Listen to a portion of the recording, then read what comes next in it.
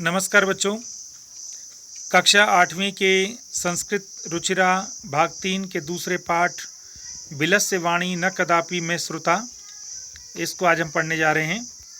इस पाठ को मैंने 2 भागों में बांटा है। पहले भाग में मैं आपको इसकी कथा पढ़ाऊंगा और दूसरे में इसका अभ्यास। पाठ का शीर्षक है बिलस्य वाणी न कदापि में श्रुता। बिल की आवाज़ मैंने कभी नहीं सुनी, कदापि कभी भी। पहले पाठ परिचय देख लें। पाठ प्रवेश। प्रस्तुत पाठ प्रसिद्ध कथा ग्रंथ पंचतंत्र के तृतीय तंत्र काकोलुकीयम से संकलित है। बच्चे, पंचतंत्र पुस्तक बहुत ही प्रसिद्ध है। पंचतंत्र इसका नाम इसलिए है क्योंकि इसमें 5 तंत्र हैं। तंत्र मतलब चैप्टर। तो उसमें तीसरे चैप्टर का नाम काकोलुकीय है, वहाँ से ये लिया गया है। पंचतंत्र के मूल लेखक विष्णु शर्मा हैं। इसमें 5 खंड हैं जिन्हें तंत्र कहा गया है। इनमें गद्य पद्य रूप में कहानियाँ दी गई हैं जिनके पात्र मुख्यतः पशु पक्षी हैं। अब ये पंचतंत्र क्या है, थोड़ा इसके बारे में और पाठ में दिया हुआ है, पहले उसको पढ़ लें।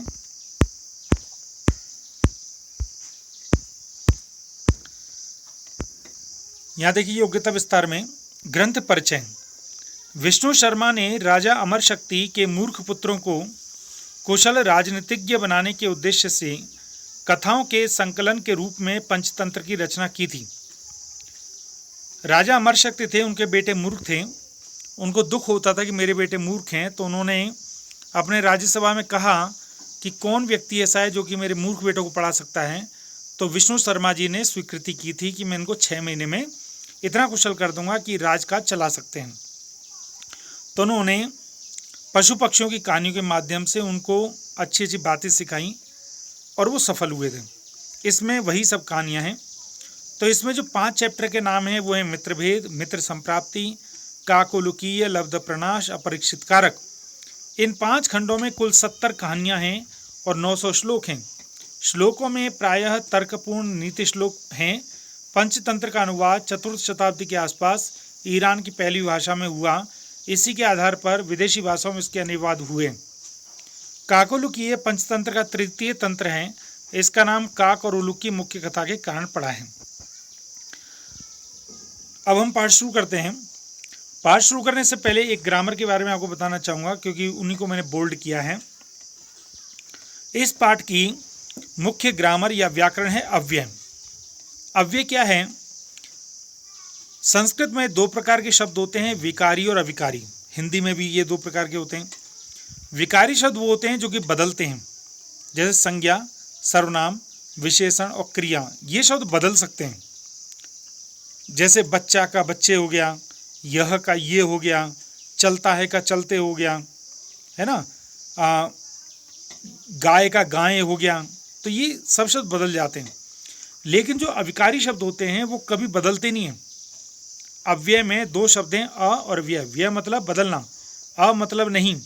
तो जो शब्द कभी नहीं बदलते वो अव्यय कहलाते हैं। जैसे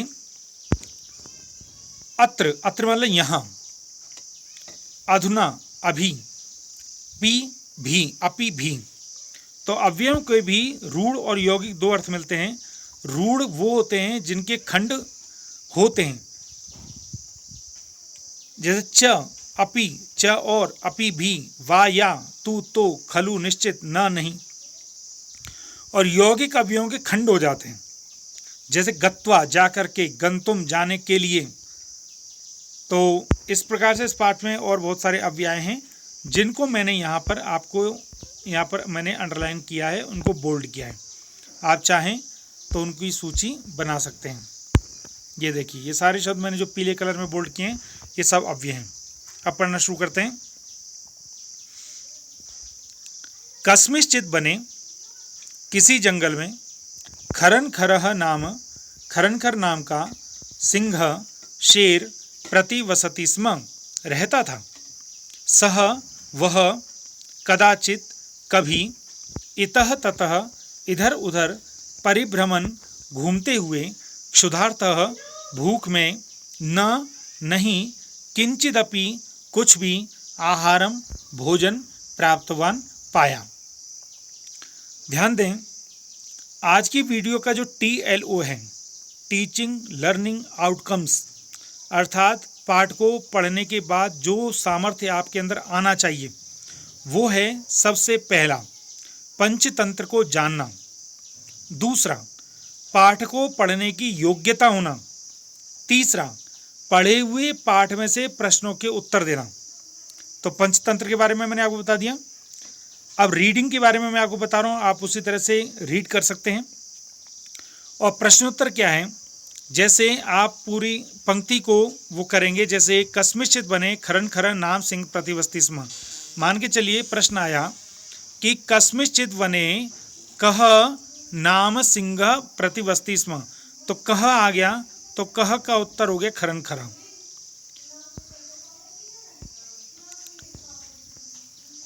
तो अभी तक हमने पढ़ा कि किसी जंगल में खरन खर नाम का शेर रहता था। वह कभी इधर उधर घूम रहा था, उसको भूखा प्यासा भी था, उसको कुछ नहीं मिला। अब ये दपी में द और अ मिले हुए, तो ये अपी शब्द है, अपी मतलब भी। ततः तभी सूर्य अस्त समये, सूर्यास्त के समय, एकाम एक, महतीम बड़ी, गुहाम गुफा को दृष्टवा देख करके, सह वह कौन, सिंह शेर ने, अचिंतयत सोचा, नूनम एतस्यां गुहायां रात्रौ को अपि जीवः आगच्छति। जरूर इस गुफा में रात में कोई जीव आता है। अतः अत्रैव निगूढ़ो भूत्वा तिष्ठामि, इसीलिए यहीं पर ही छुप करके बैठ जाता हूँ। इति ऐसा, ऐसा उसने सोचा। ये इन्वर्टेड कॉमा लग गए, तो ये उसने सोचा। जिन प्रश्नों के उत्तर लंबे होंगे और प्रश्न आएगा क्या सोचा, तो ये पूरी इन्वर्टेड कॉमा से इन्वर्टेड कॉमा तक का आंसर आएगा। एतस्मिन् अनंतरे, उसके बाद, गुहाया स्वामी, गुफा का मालिक, दधिपुच्छ नामकः नाम का, श्रृगालः भेड़िया, समागच्छत आया। अभी चित्र में आप देख रहे हैं कि एक शेर था भूखा और उसने गुफा देखी। उसने सोचा मैं गुफा के अंदर घुस जाता हूँ, रात में जरूर उसमें कोई आता होगा। और जब वो गुफा में घुस गया तो शाम को भेड़िया आया जो कि उसका मालिक था।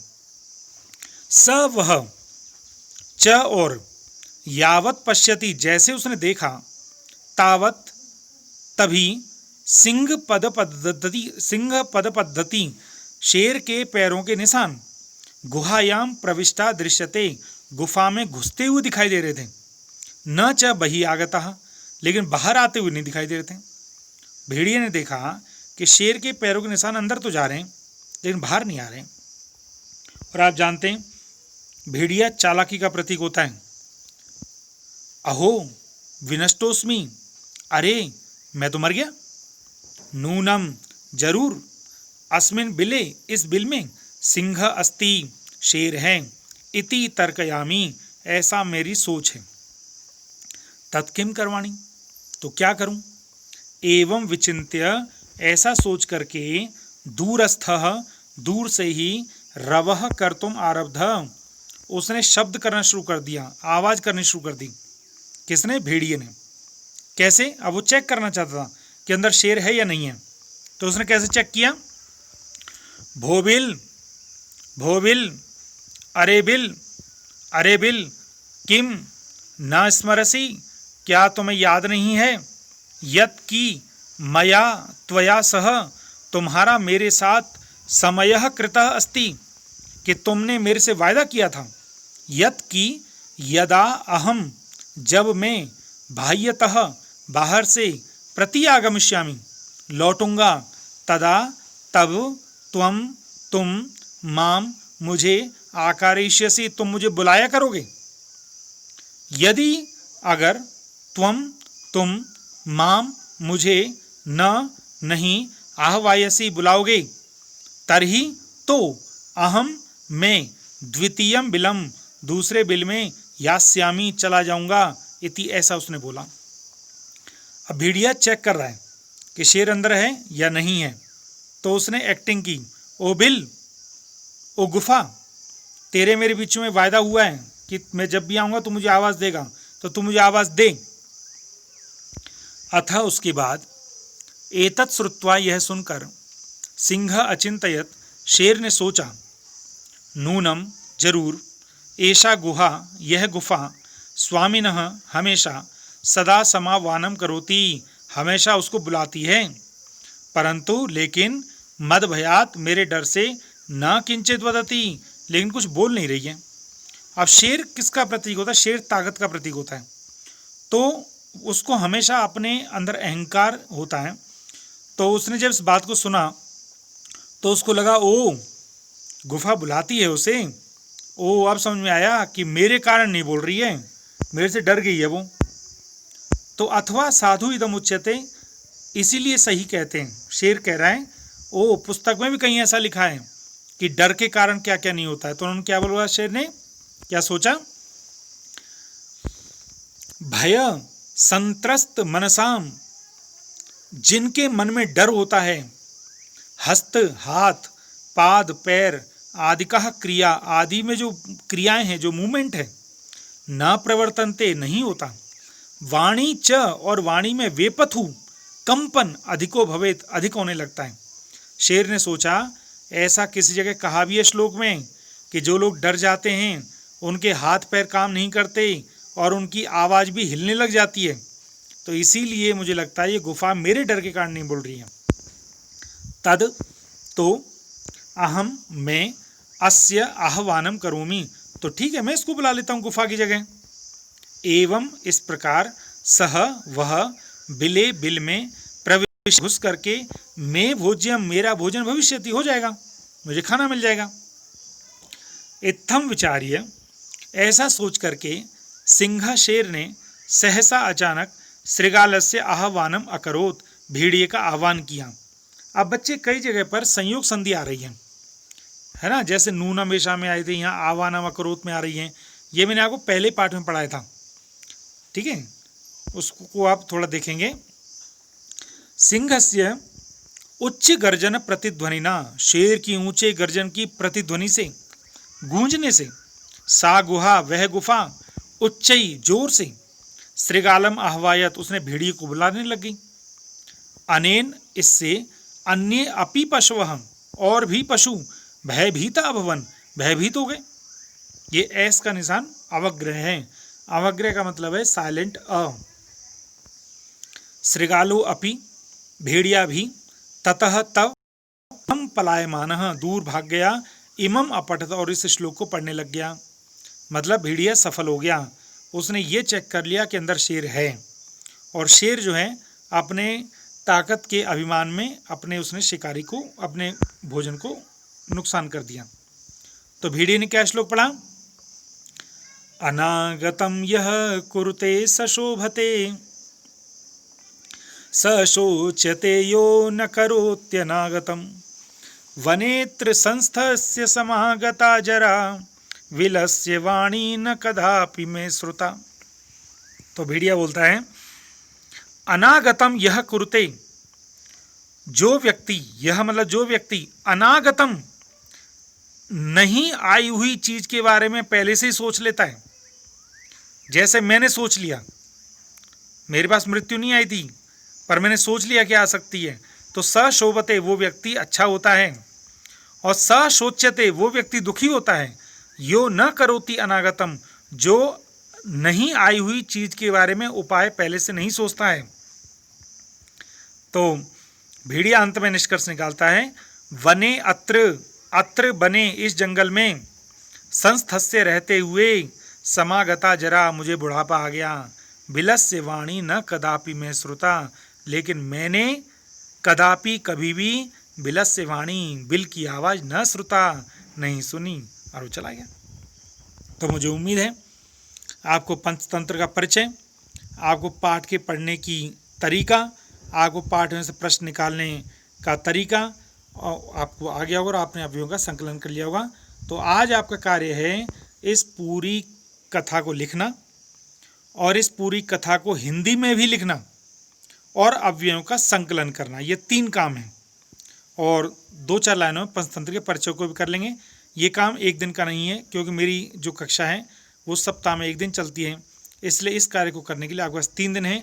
अगली वीडियो आपको जो मैं दूंगा उसमें एक्सरसाइज कराऊंगा, 3 दिन में आपको वो करनी है।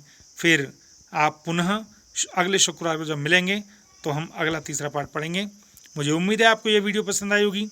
अगर वीडियो पसंद आई हो तो लाइक शेयर सब्सक्राइब अवश्य करें, और अगर आपकी कोई समस्या या सुझाव हो तो मुझे अवगत कराएं। आपका बहुत बहुत धन्यवाद। जय हिंद।